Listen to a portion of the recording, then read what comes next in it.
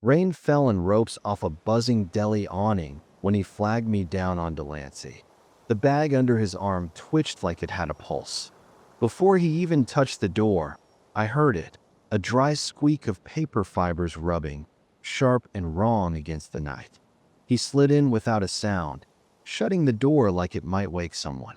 A chemical sweetness rode in with him, edged with rot that stung my nose.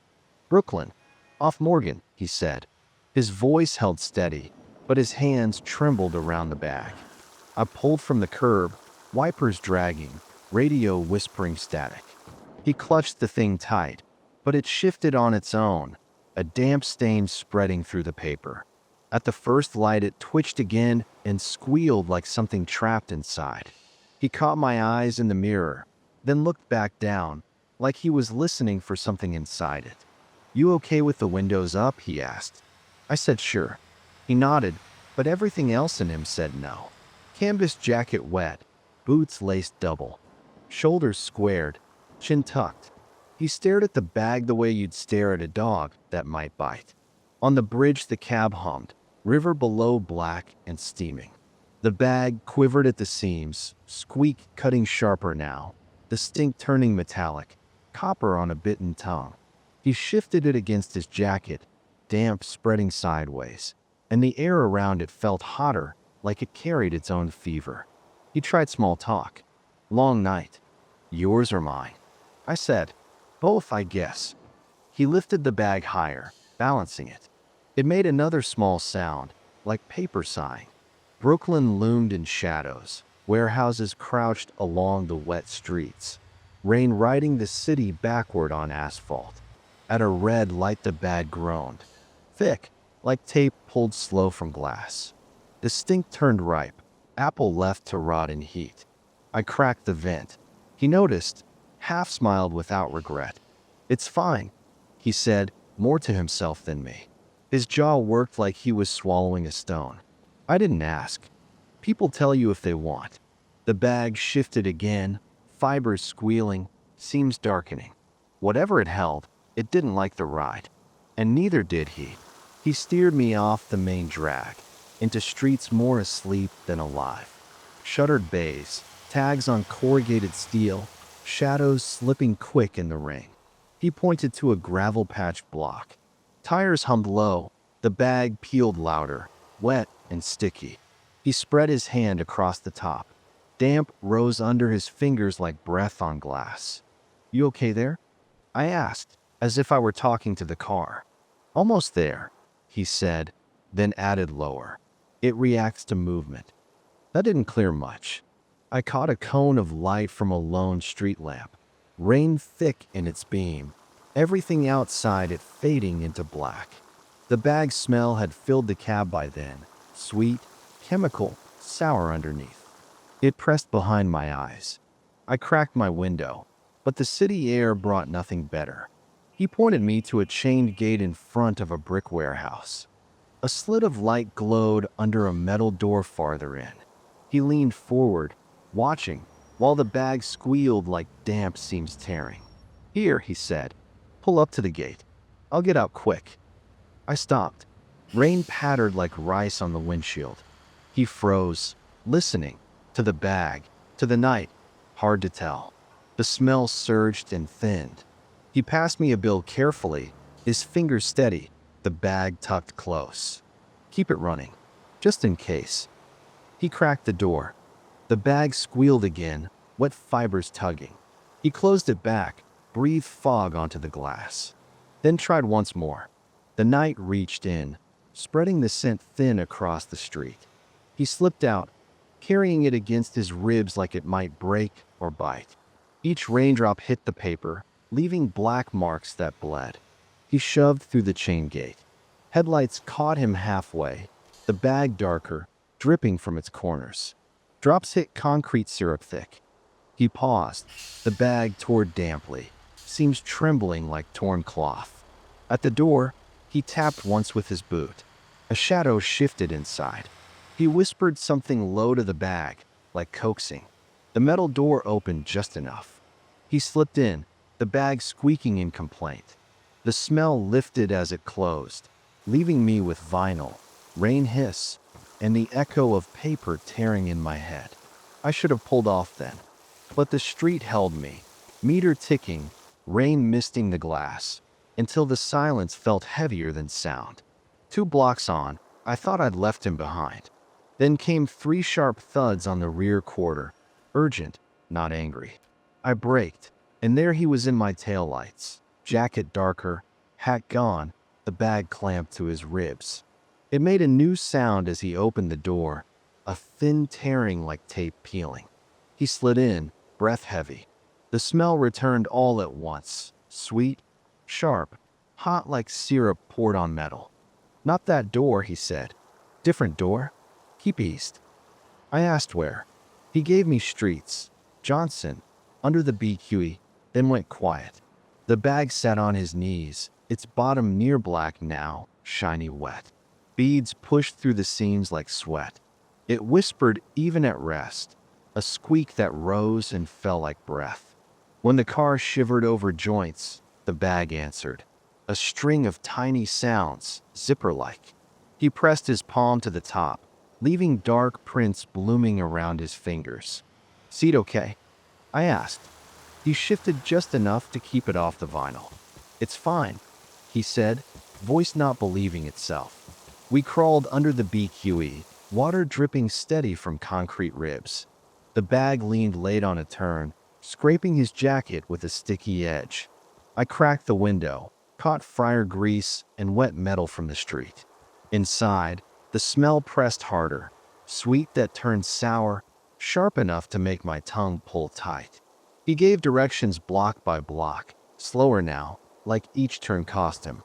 The bag found its voice in the quiet, fibers whispering low. At a pothole it hit with a wet thud and hissed. He only watched the crease folding into a dark channel. The dot at its end pulsed once, then again. I eased my foot, rolling soft like past a sleeping dog. "You bleeding back there?" I asked. He shook his head. "No." His eyes stayed on that crease, thumb rubbing slow, like soothing. We slid deeper into Maspeth, the streets giving up names, warehouses sweating fog. The bag sagged, paper gone soft and curling, seams shining like varnish. Each shift dragged out a damp tear, too close to skin. The air was thick with it. I stopped noticing when it burned. That's when he said it, low, to nobody. "Movement makes it, but waiting makes it worse." Rain thinned to mist, streetlights swelling larger than they were. He whispered turns, kept me crawling through a maze of blocks. Each pause made the bag louder, squeaks, wet peels, even a faint chirp like plastic rubbed raw. He pressed his hand flat, and 5 ovals bloomed dark where skin met paper, marks that clung like bruises on a notebook. "You ever think about how many doors this city's got?" he asked. "Every block's another dozen," I said. He nodded, eyes still locked on the bag. We rolled past shuttered roll-ups, one bodega lit up with a cat in the window.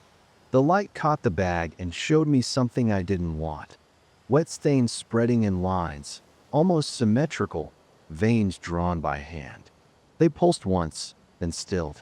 At his signal I slowed, nose to a curb by a recessed doorway, one bulb buzzing overhead. The bag squealed in his lap, then hissed out air like a punctured tire.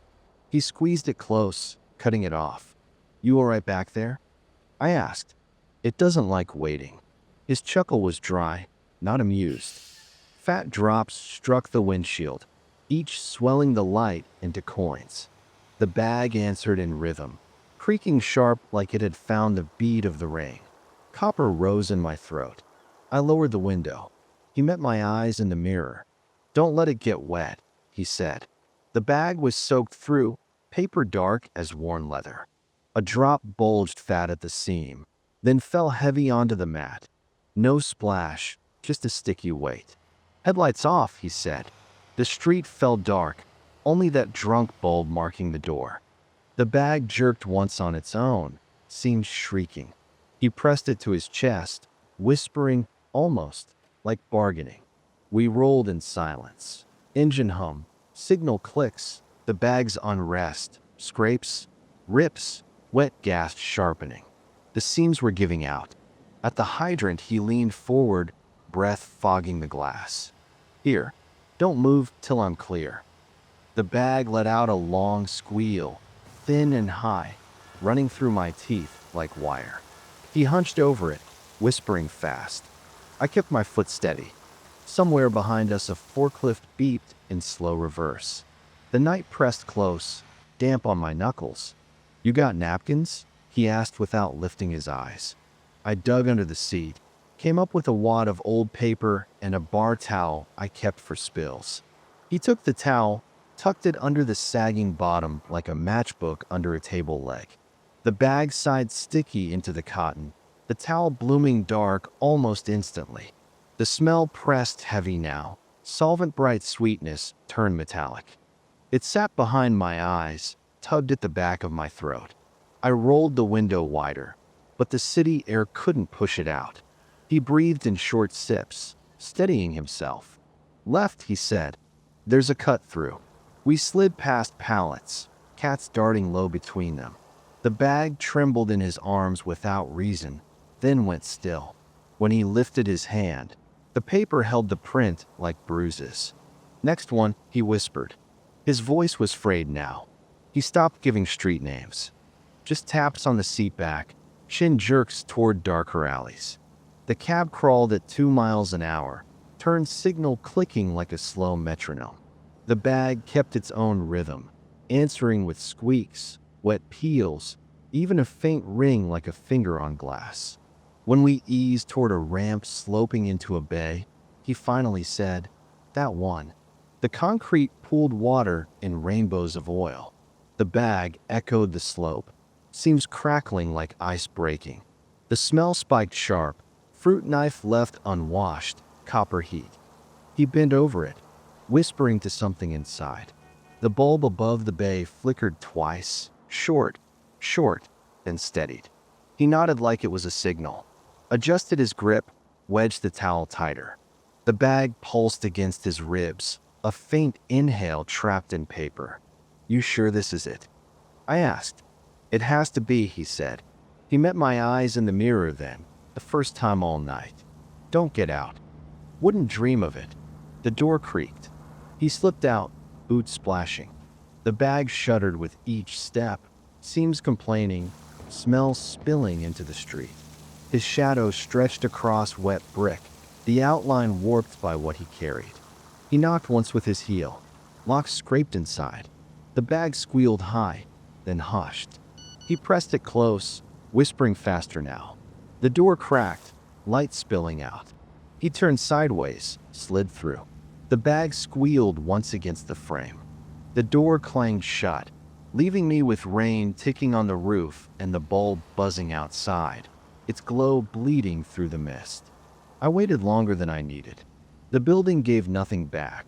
The hum, the fog, silence pressing close. And like that, it dragged up another night, another ride, another presence that lingered too long. A whistle carried through a tunnel, steady as breath where no breath should be. That's for next time. If you've been riding with me this far, keep the seat warm, subscribe, and we'll take that tunnel together.